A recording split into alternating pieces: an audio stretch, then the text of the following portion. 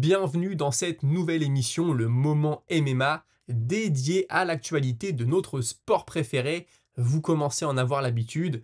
Et le premier sujet, c'est Dana White qui a donné sa traditionnelle conférence de presse d'après pay-per-view. Il a évoqué plusieurs sujets, bien sûr, mais commençons avec Merab Dvalishvili. Et vous allez voir que le discours change, c'est vraiment impressionnant. Dana White, vous allez être d'accord avec moi, il n'a pas offert la route la plus simple et la plus rapide aux Géorgiens pour accéder à la ceinture. Il lui a aussi souvent reproché ses sorties médiatiques, etc. Et pourtant, samedi soir, il nous apprend que d'après lui, Merab Dvalishvili est dans la conversation pour être le GOAT, le greatest of all time, le meilleur de tous les temps pour ce qui est des poids coqs à l'UFC, qu'il est dans la conversation, qu'il ne l'est pas encore, mais qu'il pourrait le devenir, et que s'il venait à affronter de nouveau Oumar Nurmagomedov et qu'il le battrait, alors ça voudrait dire qu'il a battu deux fois deux des top prétendants de la catégorie, Sean O'Malley et Oumar Nurmagomedov, et que donc ça renforcerait son image. Mais ça ne veut pas dire, toujours d'après lui, que Oumar Nurmagomedov va passer devant Cory Sandhagen, tout en précisant que Cory Sandhagen n'a encore rien signé pour affronter Merab Dvalishvili. Alors sur ce point, c'est assez intéressant. C'est vrai que s'il bat Sean O'Malley, celui à qui il a pris la ceinture, là il vient de le rebattre. Ensuite, il a pris Oumar Nurmagomedov, combat très serré, qu'il a remporté. Et s'il reprend Oumar Nurmagomedov, là, ça voudra vraiment dire, en effet, je suis au-dessus de vous. Dans son cas bien précis, je pense en effet que ça consoliderait sa légende de champion. Mais pour d'autres combattants, dans d'autres catégories, au contraire, je trouve que voir le combattant prendre encore et encore les mêmes prétendants, quand tu as peut-être un trop gros gap entre le champion, le numéro 1, le numéro 2 et le reste de la catégorie, alors d'après moi, ça dessert le champion. Vous me direz ce que vous en pensez. Merab aimerait combattre encore deux fois cette année en 2025, ce qui porterait le nombre de défenses de ceinture à 4 sur une année civile. Ce serait du jamais vu. Et là encore, Dana White va dans le sens de son poulain en disant qu'il est prêt à arranger son emploi du temps, en tout cas à arranger l'emploi du temps du Géorgien pour que ce soit possible. Et puis il a aussi indiqué que d'après lui, Merab était meilleur sortie après sortie, combat après combat, et qu'il ne pouvait qu'apprécier un combattant avec une telle activité. Il a aussi parlé du gros dossier du moment, John Jones contre Tom Aspinall. Alors il y a quelques semaines, il nous disait c'est sûr, c'est fait, John Jones et Aspinall vont s'affronter, faites-moi confiance. Sauf que depuis quelques jours, John Jones nous tease une potentielle retraite, voire un autre combat. Mais ça, je vais en parler un petit peu après. Ce que dit Dana White, c'est qu'il ne peut pas forcer John Jones à combattre. Voilà, il ne peut rien faire. Si Jones ne veut pas revenir, alors il ne revient pas. Lui, il essaye de l'inciter comme il peut, mais ce n'est pas à lui que revient la décision finale. Par contre, si John Jones revient, c'est sûr à 100%, ce sera pour un combat contre le champion intérim Tom Aspinall. Et puis il a conclu avec un petit mot de MMA féminin, et Valentina Shevchenko et Weili Zhang est un combat très probable, un combat entre championnes. Donc, Sean O'Malley, c'est le perdant du week-end, ça va être dur pour lui de revenir. On l'avait dit, tu perds ta ceinture, tu reviens tout de suite pour un combat pour le titre. Si tu perds une nouvelle fois, ça va commencer à être compliqué. Il a l'air de prendre les choses avec philosophie. Il est déjà de retour à la salle. Il a posté une photo. Il a aussi posté une vidéo dans laquelle il est en train de regarder son combat contre Merab, peut-être en train d'apprendre de ses erreurs. Je pense donc qu'il va dans le bon sens, mais Daniel Cormier, tout comme ce que je viens de vous dire, pense que ça va être très dur pour lui de revenir, parce que malgré tous les changements qu'il peut faire, il y a quand même de très gros combattants sur sa route, avec des styles qui ne l'avantagent pas forcément. O'Malley, c'est plutôt un striker, très bonne défense de lutte, on l'a vu ce week-end, il a même réussi à se relever quand Merab l'a amené au sol, mais malheureusement ça n'a pas suffi. Et il pourrait croiser sur sa route un certain Oumar Nurmagomedov qui pourrait lui aussi lui poser des problèmes. Il y a aussi Cory Sandhagen qui serait assez compliqué pour lui, Petr Yan qui l'avait battu tout juste la première fois. Donc c'est vrai que pour Sean O'Malley c'est pas facile. J'ai vu que certains lui conseillaient de monter de catégorie. Est-ce que ça serait un gros poids plume? Je suis pas convaincu. Voilà, il a aussi l'argent, il a tout ça. Sean O'Malley, peut-être qu'il pourrait se retirer. J'ai l'impression qu'il a encore ça au fond de lui. J'ai l'impression qu'il va encore se prouver des choses, peut-être pas au public, mais à lui-même. Donc je pense qu'on va le revoir dans l'octogone. Contre qui et dans quel état, je ne sais pas. J'ai l'impression qu'il faisait plutôt un bon combat ce week-end, qu'il est juste tombé sur plus fort que lui. Ce week-end, c'était aussi les débuts de Patchy Mix à l'UFC. Il affrontait Bautista, il avait beaucoup parlé, je vais montrer qui je suis le meilleur combattant à être passé du Bellator PFL à l'UFC ces dernières années, bien mieux que Chandler, bien mieux que Pitbull, etc. Vu le combat qu'il a fait, je pense que le discours va un peu changer. Il est passé totalement au travers, surtout dans le premier round, le deuxième aussi. Il est revenu un petit peu dans le troisième, mais on peut penser aussi que Bautista a levé le pied, qu'il a voulu assurer la victoire. Et puis il a fait une petite sortie, Patchy Mix, en disant que ça avait été une très dure soirée, qu'il remerciait tout le monde de l'avoir soutenu, qu'il allait faire les ajustements et qu'il reviendrait plus fort. Bonne mentalité. Très sincèrement, ça me fait aussi plaisir pour Bautista, qui est un gros bosseur, qui progresse à chaque sortie. Je ne sais pas jusqu'où il va aller. Je ne le vois pas devenir champion, surtout dans cette catégorie. Mais on ne sait jamais, hein. Parfois les choses peuvent aller très vite. Un short notice, je ne sais quoi, et Bautista pourrait se retrouver avec la ceinture autour de la taille. Je ne mettrai pas un billet dessus, mais écoutez, sait-on jamais. En tout cas, il a coché une nouvelle case. Après José Aldo, il a réussi à battre Patchy Mix. Et j'en profite pour vous citer la petite blague de Renato Moicano qui a tweeté: ces enfoirés du Bellator sont tellement mauvais que Batista a eu l'air d'un boxeur professionnel. Ça m'a fait sourire. Il y a Kevin Holland aussi qui a combattu ce week-end. On parlait d'activité avec Merab, avec Kevin Holland. On n'est pas déçu non plus. Il a battu Vicente Luque. Luque, c'est vrai, qui avait l'air un peu à côté de ses pompes, hein. Quand tu vois comment Holland l'amène au sol, j'ai l'impression que l'action était au ralenti. C'était assez particulier. Holland, il a dominé. Il a fait ce qu'il fallait, hein, très sincèrement. Qu'on aime ou pas le personnage, samedi soir, il a fait le boulot et il nous a fait une petite sortie dont il a le secret. Colby Covington, c'est le pire gars de toute la catégorie. Vicente Luque, c'était un combat difficile. Colby Covington, ce sera un combat facile. Dana White a déjà laissé entendre qu'il était partant. On sort de cet événement maintenant, direction les poids plumes, et Diego Lopez, hein, qui a énormément fait parler de lui récemment, même s'il a perdu son dernier combat, malheureusement, ça arrive, et c'était pas contre n'importe qui. Vous vous souvenez, lors de la conférence de presse de l'UFC Miami, il avait eu une altercation avec Yair Rodriguez, et là il nous apprend sur les réseaux sociaux que l'UFC a offert le combat à Yair Rodriguez, Diego Lopez contre Yair Rodriguez. Lui a dit oui, Yair Rodriguez aurait dit non. Il lui dit alors: Rodriguez, il est où le gars qui était face à moi à la conférence de presse et qui voulait en découdre? Rodriguez fait une réponse, alors ça c'est le genre de réponse que j'aime pas du tout, je trouve ça un peu débile. Ce qu'il dit c'est: je préfère l'affronter dans une bagarre de rue, parce que le combattre à l'UFC ça ne m'apporte rien. Je pense que c'est faux. Lopez, il sort d'une... Déjà il a une grosse popularité, il est plutôt spectaculaire à voir combattre, les fans l'apprécient, l'UFC l'apprécie, il sort d'un combat pour la ceinture.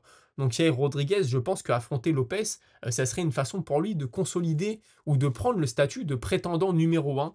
C'est en tout cas ce que je crois, hein. Et puis Diego Lopez qui en a rajouté une couche en disant que lorsqu'il a combattu Volkanovski, quelques jours après, l'UFC l'a contacté pour savoir comment il allait et quels étaient ses plans. Lui, il a dit: écoutez, moi j'ai suivi les recommandations des médecins, je serai prochainement de retour, ne vous inquiétez pas. Ils lui ont offert un combat pour le mois de septembre contre Aaron Pico, il a dit oui. Ensuite, ils l'ont rappelé, ils lui ont offert Jean Silva, il a dit oui. Et puis là, quand l'UFC Noche a été bougé de Guadalajara au Mexique à San Antonio au Texas aux États-Unis, on lui a proposé Yair Rodriguez. Encore une fois, il a dit oui. Et puis il insiste, hein, moi j'ai fait ma carrière, j'ai fait ma réputation sur mon activité, sur le fait que je prends tous les combats qu'on m'offre contre n'importe qui. Donc vous pouvez me croire quand je vous dis que j'ai accepté tous ces gars-là, c'est que je les ai acceptés. Donc on peut se demander pourquoi Yair Rodriguez le refuse, surtout qu'il avait commencé un petit trash talk, qu'il y avait une petite histoire. On pouvait vendre ce combat, hein, très clairement. Et ben on a un petit indice, c'est Alexander Volkanovski qui nous le donne. Volkanovski, jusqu'à maintenant, il pensait que sa défense de ceinture, de sa première défense de son deuxième run, hein, appelons ça comme ça, serait contre Movsar Evloev. D'après lui, c'était fait, même si rien n'était signé. Et là, il entend parler de plus en plus de Yair Rodriguez. Il le dit, rien n'a été signé, mais ces rumeurs sont vraies. On m'a proposé, ou en tout cas, on m'a laissé entendre que le prochain serait peut-être Yair Rodriguez. Donc forcément, Rodriguez, si on lui offre une revanche contre Volkanovski pour la ceinture, je comprends qu'il préfère ce combat-là à un combat contre Diego Lopez. Parlons maintenant du GOAT, aux yeux de Dana White en tout cas, celui qui est aussi apprécié par certains fans que détesté par d'autres, John Jones. Avant de vous parler de la nouvelle rumeur, de la nouvelle tendance pour la suite de sa carrière, il a fait une petite sortie, le genre de sortie pour le coup que j'adore. Il a parlé du sparring. Moi, vous le savez, c'est toujours un peu la guerre entre ceux qui prônent un sparring light, un sparring intelligent et ceux qui prônent un sparring dur. Alors certains te diront, bah il faut des deux, c'est peut-être là que se situe la vérité, en effet, mais lui, John Jones, il pense que le sparring doit être fait de manière respectueuse, que quand tu rentres de l'entraînement avec des maux de tête, ce n'est pas bon du tout, et que d'après lui, ce que ne réalisent pas la plupart des combattants, c'est que plus tu fais des sparring durs, et donc plus tu prends des gros coups, plus tu perds ton temps de réaction, et le temps de réaction, on le sait dans la cage, c'est souvent ce qui fait la différence, donc John Jones est plutôt un adepte du sparring light, du sparring léger en tout cas, et puis il nous a fait un petit tweet. D'après lui, il a entendu que Francis Ngannou serait toujours intéressé pour l'affronter. Ce serait un vrai combat, un vrai super combat, le clash des champions, pas seulement de la hype, pas seulement du bruit, des vrais gars qui ont vraiment prouvé. Francis Ngannou a eu la ceinture de l'UFC, lui il a défendu la sienne pour plus d'une décennie, et puis ce sont deux rois qui ont pris deux routes différentes, et pas seulement une légende qui affronterait un gars en train de monter. Francis Ngannou lui a répondu: prends soin pardon, de la ceinture de l'UFC, je prends soin de celle du PFL, et à la fin, on verra qui est le vrai roi des poids lourds. Bien sûr, c'est un combat qui fait envie, pas dans 10 ans, et puis contractuellement, je ne sais pas comment c'est possible. Dana White a déjà balayé ça d'un revers de la main en disant que Ngannou n'était plus sous contrat avec l'UFC, donc c'était quelque chose d'impossible. Et puis quand un journaliste lui a dit: ah bah tiens, John Jones a l'air partant pour affronter Ngannou, il a souri, il a dit: ah ouais, John Jones voudrait affronter Ngannou, un peu l'air de dire: ah bah c'est drôle parce qu'il y a quelques années, quand je lui proposais, il voulait pas. Alors qu'à l'époque, on s'en souvient, il laissait plutôt entendre que c'est Ngannou qui ne voulait pas ce combat. Parce qu'à ce moment-là, ça l'arrangeait bien de mousser John Jones, et il était en très mauvais termes avec Ngannou.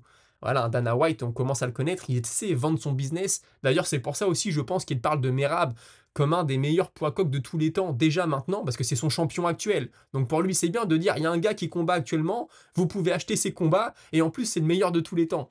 On connaît cet aspect business. Ce combat, franchement, je n'y crois pas vraiment. Et puis comme on parle des poids lourds, il y a le message de Slash qui me dit: ça m'étonnerait pas qu'on ait Pavlovich contre Gann à Paris. Et écoute, j'ai même entendu parler d'un Gann contre Aspinal à Paris, des sources assez sérieuses. Moi personnellement, j'ai du mal à y croire. Aspinal, c'est le champion, enfin le champion intérim, il va venir à Paris chez Cyril Gann défendre sa ceinture pour un événement qui apparemment ne serait pas un pay-per-view.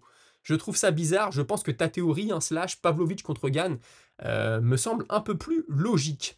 Kamaru Usman, maintenant, c'est l'événement du week-end prochain, face à Joaquin Buckley. Son agent Ali Abdelaziz nous apprend que ça fait 7 ou 8 ans que avant chaque combat, avant chaque fight week, Kamaru Usman doit se faire injecter 6 voire 7 fois des produits dans les genoux et dans les épaules, tellement il a mal, tellement c'est douloureux, et afin de pouvoir aller jusqu'à la cage, d'être en état de combattre, il fallait qu'il subisse des injections, et que c'est la première fois depuis toutes ces années que samedi soir, il entrera dans l'octogone sans aucune blessure. J'ai toujours du mal à y croire à ça. C'est vrai qu'il a pris du temps pour se reconstruire, Ousmane, mais il a l'usure de toute une carrière, c'est énorme. Est-ce que vraiment il est sans blessure? Lui qui nous disait il y a quelques années: je dois descendre mes escaliers en marche arrière tellement j'ai mal au genou. Très sincèrement, j'ai un peu du mal à y croire. Toujours dans cette catégorie, Yann Gary qui dit à Bilal Muhammad: je vais te boxer. Bilal, tu dois apprendre de ta dernière défaite et ne jamais essayer de rester debout et d'échanger avec moi. Bilal Muhammad lui répond: je te vois au MSG. Le MSG, c'est donc au mois de novembre. C'est vrai que ça fera un beau combat. Yann Gary, on le sait, il veut rester actif. Si on ne lui offre pas la ceinture à son prochain combat, il veut continuer à combattre. Quoi de mieux que de prendre le champion sortant? Surtout qu'on peut se dire: Muhammad, il a perdu, c'est peut-être le déclin. C'est vrai que stratégiquement, ça peut potentiellement, entre guillemets, être une bonne chose, même si tout ça reste à prouver, bien sûr. Et ça me fait penser au message de Lassen Walid qui me dit: Bilal, il a une bonne répartie, je suis d'accord avec toi, mais je trouve que le fait de répondre à littéralement tout le monde, ça sert à rien. Les trois quarts de ses bifs, c'est des mecs qu'il va jamais affronter, surtout que Hollande avait pas dit un truc de fou. Tu fais référence à la dernière émission, Hollande qui avait dit, je crois: ouais, je pariais sur Jack Della Maddalena pour gagner, quelque chose du genre, et l'autre qui lui avait répondu: oui, toi tu parles, tu combats beaucoup, mais tu perds tout le temps, etc. Et moi je suis d'accord avec toi, Lassen Walid, surtout quand t'es champion, pourquoi tu vas toujours te rabaisser au niveau des autres? Tu sais, il y a de la classe, je trouve, quand t'es champion, tout le monde parle de toi, tu les ignores. Ou voilà, t'as un petit mot de temps en temps, mais lui, Bilal Muhammad, il répond à tout le monde sans cesse. C'est à se demander s'il n'y a pas une petite blague de tous les autres combattants qui s'amusent à lui envoyer des pics pour voir à qui il va répondre. Un autre feuilleton qui dure depuis un petit moment, Alex Pereira qui a perdu sa ceinture face à Magomed Ankalaev, on le sait. Ankalaev parle énormément, il dit que Pereira le fuit, qu'il refuse de l'affronter, etc. La théorie d'Alex Pereira, hein, c'est que personne ne sait que Magomed Ankalaev est champion, tout le monde se fout de lui, et donc, histoire de se faire un peu de pub, histoire de faire parler de lui, eh bien, il cite le nom d'Alex Pereira. Et puis, ce que dit le Brésilien, c'est t'inquiète pas, moi je te combattrai quand le moment sera venu. Une autre rumeur, elle concerne Justin Gaethje chez les poids légers. Vous le savez, il veut absolument son combat pour la ceinture. Il pense qu'il a fait ce qu'il fallait pour être le prochain. Et son agent Ali Abdelaziz nous apprend que si le prochain combat de Justin Gaethje n'est pas pour la ceinture des poids légers, alors il y a de très fortes chances qu'il raccroche les gants, qu'il tire un trait sur sa carrière.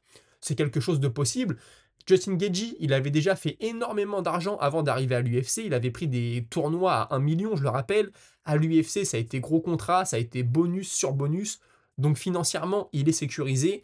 Maintenant, moi, même si ce que nous dit son manager, hein, c'est que sur ses 4 derniers combats, c'est 3 victoires, ok, je suis d'accord. Mais moi, je trouve qu'il devrait combattre encore une fois pour renforcer son statut. Pourquoi pas contre Tsaroukan, hein, ou peut-être même qu'on va lui mettre Paddy Pimblett en face, je ne sais pas. Mais d'après moi, il n'a pas toute la légitimité à l'heure actuelle pour avoir sa chance à la ceinture. Maintenant, si on parle de la carrière, bien sûr, il a une carrière énorme, mais tu ne peux pas donner des title shots à des gars seulement parce qu'ils ont eu une grosse carrière. Chez les poids légers, justement, Grant Dawson devrait affronter le 2 août prochain à l'Apex Alvarez. Joël Alvarez qui devait affronter Benoît Saint-Denis, qui s'est blessé, qui parlait de monter chez les poids welter. Apparemment, il reste chez les poids légers contre Dawson. Dawson qui voulait un gros nom, qui voulait quelqu'un qui le fasse avancer dans les classements. Pas forcément le combat peut-être qu'il voulait, mais Alvarez, ça reste un gros nom, et je pense donc que le coup de pub peut être bon pour lui. Manel Capé est blessé malheureusement, il s'est cassé le pied à l'entraînement, j'ai mis la vidéo sur mon Patreon, je vais vous la mettre aussi ici à l'écran. D'ailleurs, n'hésitez pas à me suivre sur Patreon, il y a de plus en plus de contenu exclusif, j'espère que ça vous plaira et c'est totalement gratuit. Et puis allez aussi sur Discord, Instagram, TikTok, etc. Ça me ferait très plaisir, c'est le meilleur moyen de me soutenir, en plus de liker la vidéo et de la commenter. Manel Capé donc est blessé, il devait combattre à la fin du mois contre Brandon Royval. La dernière fois, c'est Royval qui s'était retiré, commotion cérébrale. Capé avait donc eu un remplaçant, il s'était imposé. Cette fois, c'est lui qui est blessé. C'est vrai que ça fait pas terrible, surtout qu'il avait énormément critiqué Royval. Tu te retires de notre combat, faut pas se retirer d'un combat, etc.